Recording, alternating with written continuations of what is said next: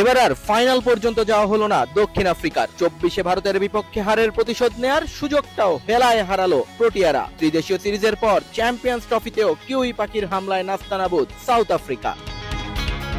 লাহোরে টস জিতে ব্যাটিং নিতে দ্বিতীয়বার ভাবেননি মিচেল স্যান্টনার। ব্যাটিং প্যারাডাইসের সর্বোচ্চ সুবিধা নেয়ার নিমিত্তে শুরু থেকেই আক্রমণাত্মক উইল ইয়ং এবং Rachin Ravindra, Jansen, Rabada, Ngidi 3 African পেসারকে নিষ্প্রভ করে রাখেন এরা দুজন। মরা উইকেটে ব্যাটারদের জন্য হুমকি হয় এমন কিছুই করতে পারেনি বাভুমা বাহিনী। দলীয় 48 রানে ইয়াংকে ফিরিয়ে দিয়ে একটু আশা দেখিয়েছিলেন এনগিডি, কিন্তু পরক্ষণেই সে স্বপ্ন ধূলিসাৎ করে দেন উইলিয়ামসন রবীন্দ্র জুটি। দুজনে মিলে প্রোটিয়া বোলারদের নিয়ে রীতিমতো ছেলে খেলা করেন। লাহোরের বড় বাউন্ডারি লাইনও তখন বড্ড ছোট মনে হচ্ছিল দর্শকদের কাছে। দুজনে মিলে করেন 164 রানের বিশাল জুটি, তুলে নেন ব্যক্তিগত সেঞ্চুরিও। রবীন্দ্র করেন 101 বলে 108 রান, আর কেইন উইলিয়ামসনের খাতায় যোগ হয় 102 94 বলে।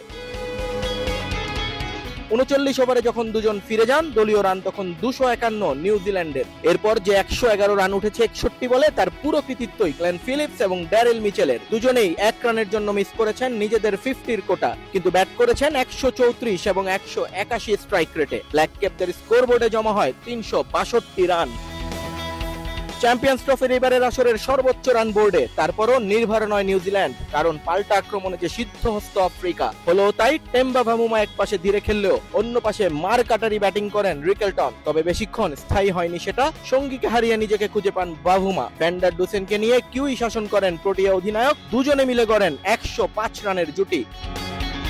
যদিও আস্কিং রান রেটের সঙ্গে পাল্লা দিতে পারেনি তাদের ব্যাটিং। শেষ পর্যন্ত তাদের উইকেট হারাতেই স্বাভাবিকভাবেই চাপে পড়ে যান পরের ব্যাটাররা, যার ফল উইকেট বিলিয়ে দিয়ে ভোগ করেছেন হেনরিক ক্লাসেন। বেশিক্ষণ উইকেটে থাকতে পারেননি মার্ক রামো। 31 রানে ফিরেছেন রাচিন রবীন্দ্রর হাতে বন্দী হয়ে, আর মোল্ডারকে ফিরিয়েছেন ব্রেসওয়েল।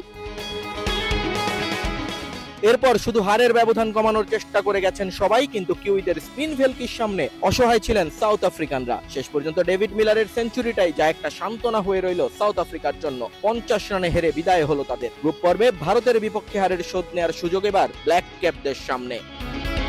নিয়ন মোহাইমিন, সময় সংবাদ, লাহোর, পাকিস্তান।